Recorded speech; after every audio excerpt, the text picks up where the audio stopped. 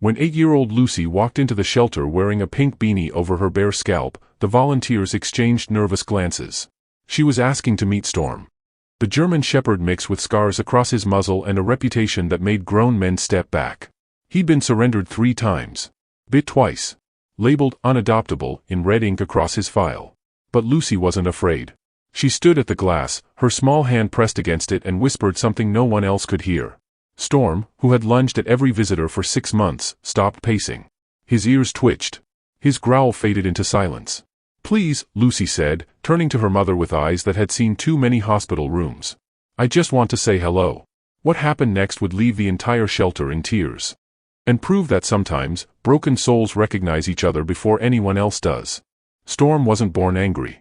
He was born in a backyard in Ohio, where the world was supposed to be safe. But safety never came. Instead, there were kicks. Chains that cut into his neck until the fur never grew back.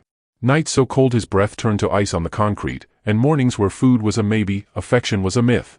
When animal control finally found him, his ribs were showing through matted fur and his trust was buried so deep it might never surface again. The shelter tried. They really did.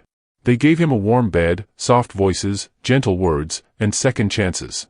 But Storm had learned a different language, one written in flinch and snarl, in survival and self-preservation. His eyes, once brown and bright with puppy innocence, had turned to stone. He refused touch. He refused food from hands that reached too close. And when people got near his kennel, he became a storm in flesh, teeth bared, body coiled, warning the world to stay away. The fluorescent lights above his cage flickered weakly, casting shadows that danced like ghosts. His kennel smelled of disinfectant and fear. Volunteers whispered when they passed. Some wouldn't even make eye contact. "He's too far gone," one said. "Aggressive breeds always are," said another. But no one asked why he growled. No one saw the way he curled into the corner at night, trembling. No one noticed that his aggression was just armor, a desperate, exhausted way of saying, "I've been hurt enough. Please. No more." And so Storm waited in his kennel, forgotten, feared, and alone. Until the day a little girl in a pink beanie pressed her hand to the glass and saw him, really saw him, for the first time. Lucy Bennett had just turned 8 years old. She'd spent her birthday in the hospital, hooked to an IV that pumped poison through her veins to kill the poison already inside her. She'd watched cartoons with the sound too low because the headaches made everything hurt. Her mother had brought a cupcake with a single candle, and Lucy had blown it out without making a wish because she'd stopped believing wishes came true. The chemo had stolen her hair, her energy, and most of her childhood. But it hadn't stolen her heart. Her mother, Sarah, had brought her to the shelter as a distraction, a desperate attempt to fill the long hours between treatments with something other than waiting rooms and needle pricks and doctors using words like aggressive and spreading. Lucy loved animals. Always had. Before the diagnosis, she used to beg for a puppy every Christmas, every birthday. Now, she just wanted to feel something besides tired. Besides scared. Besides invisible under the stares of people who didn't know whether to smile or look away. But when they walked past the rows of kennels, the beagles wagging their tails, the tabby cats purring against the bars, the puppies tumbling over each other, Lucy didn't stop. She kept walking, slowly, her small sneakers squeaking on the linoleum, until she reached the very last cage. The one with the warning signs. And there he was. Storm. Pacing. Growling. A shadow of muscle and mistrust. "Mom," Lucy whispered, her voice fragile as glass. "That one." Sarah's heart sank. "Honey, no. That dog he's not safe." But Lucy wasn't listening. She stepped closer, ignoring the red warning sign taped to the kennel door. Her reflection in the glass was pale and thin, a ghost of the girl she used to be. And maybe that's why she understood. She saw herself in him. The fear. The pain. The way the world had turned cold and clinical and full of hands that hurt even when they were trying to help. "He's not mean," Lucy said softly. "He's scared. Just like me." And she placed her hand flat against the barrier between them. Storm froze mid-step. For the first time in months, his growl died in his throat. His yellow eyes locked onto the small hand pressed against the barrier between them. He didn't lunge. He didn't bark. He didn't throw himself at the glass like he had with every other visitor. He just stared. A volunteer named Marcus appeared from the back office, concern tightening his face. "Ma'am, I don't think." "She just wants to look," Sarah said quickly, though her own hands were trembling. But Lucy turned, and her voice was calm and certain. "I want to go inside." The words hung in the air like a held breath. "Absolutely not," Marcus said, shaking his head firmly. "Storm is a level 3 behavioral risk. We can't let children near him. It's policy. Please, Lucy said again. Her eyes, those big, tired, too old eyes, didn't beg. They simply asked. I won't touch him. I just want to sit with him. Sarah knelt beside her daughter, brushing a hand over the soft fabric of her beanie. Lucy, sweetheart, this isn't a good idea. He could hurt you. He won't. You don't know that. Yes, I do. Lucy's voice was quiet but absolute. He doesn't want to hurt anyone. He's just tired of being hurt. The certainty in her voice was unnerving. Sarah looked at Marcus, who looked back at the kennel, where Storm had stopped pacing entirely. He stood in the center of the cage now, his body still tense but his eyes fixed on Lucy with an intensity that felt almost human. Marcus hesitated. Protocol said no. Common sense said no. But something in Lucy's face, something quiet and unbreakable, made him pause. 5 minutes, he finally said. I'll be right outside the door. One sound, one movement I don't like, and we pull her out. Understood? Sarah nodded, though every instinct screamed at her to say no. The kennel door creaked open. The air inside was thick and heavy, tinged with the smell of kibble and old blankets and sadness. Storm backed into the corner, his body tense, his ears flat. A low rumble built in his chest, not quite a growl, but close. Lucy stepped inside. The door clicked shut behind her. And for a moment, the entire world held its breath. Lucy didn't move closer. She didn't reach out. She didn't make the mistake every other human had made, assuming that love could be forced. She simply sat down on the cold concrete floor, cross-legged, her hands folded in her lap. And she spoke. Hi, Storm, she said softly. My name is Lucy. The dog's ears twitched forward. His growl faded to nothing but the sound of breathing, quick and shallow and afraid. I know you're scared, she continued, her voice steady and small. I'm scared too. Storm's eyes shifted, focusing on her face. His body remained coiled, but something in her tone made him pause.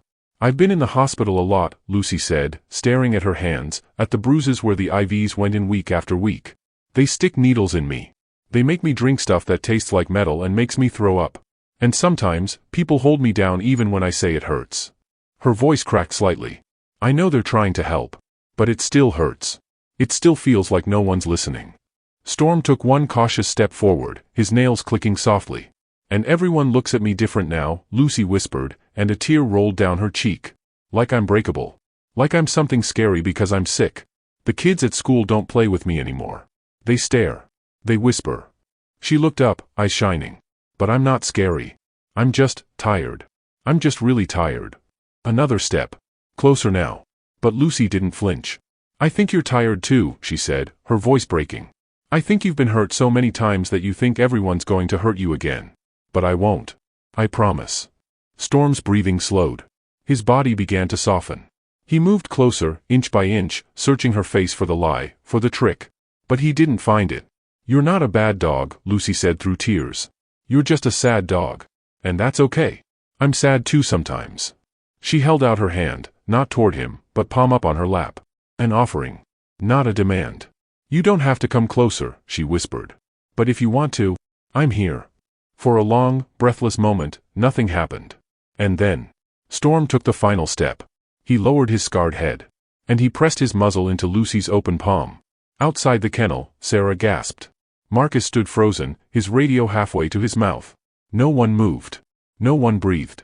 Inside, a little girl with no hair and a broken dog with no trust sat together in the dim light. And for the first time in months, neither of them felt alone. Lucy's fingers trembled as she gently stroked the top of Storm's head. His fur was coarse and uneven, scarred from a life she'd never fully understand. But beneath her touch, she felt him exhale, a long, shuddering breath that seemed to carry years of pain. Storm sank to the floor slowly. He rested his head in her lap, his eyes closing as if he'd been waiting his entire life for permission to rest. It's okay, Lucy whispered, tears streaming down her cheeks. You're safe now. I promise you're safe. And Storm believed her. Sarah stood outside the glass, her hand covering her mouth, tears pouring silently. Marcus lowered his radio, his own eyes red. A small crowd of volunteers had gathered, drawn by the impossible silence, and they watched in stunned reverence as a child who had every reason to fear the world chose to offer love instead. Minutes passed like prayers. Neither Lucy nor Storm moved. She stroked his head with infinite gentleness, whispering soft words he couldn't understand but somehow knew. And he stayed there, heavy and still, letting someone see him, really see him, for the first time. When the 5 minutes were up, Marcus opened the door quietly.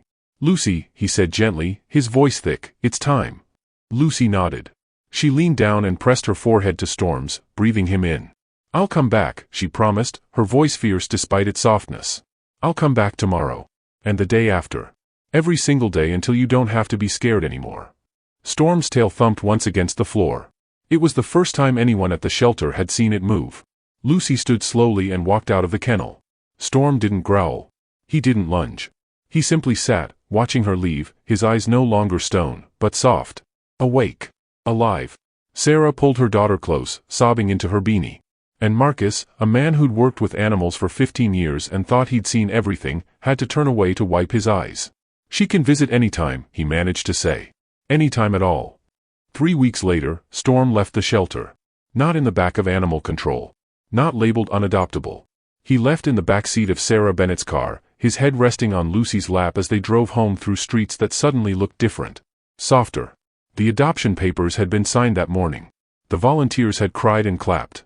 And Storm, once feared, once forgotten, had wagged his tail the entire way out. Lucy's cancer treatment would continue for 8 more months. Some days would be hard. Some nights, she would cry. But through it all, Storm would be there. Lying beside her bed. Resting his head on her chest when the pain got too bad. Reminding her, without words, that survival isn't about being unbroken, it's about finding someone who understands your scars. The day Storm met Lucy was the day they both began to heal. Because love doesn't ask you to be fearless. It just asks you to be brave enough to try. If this story touched your heart, share it with someone who needs hope today.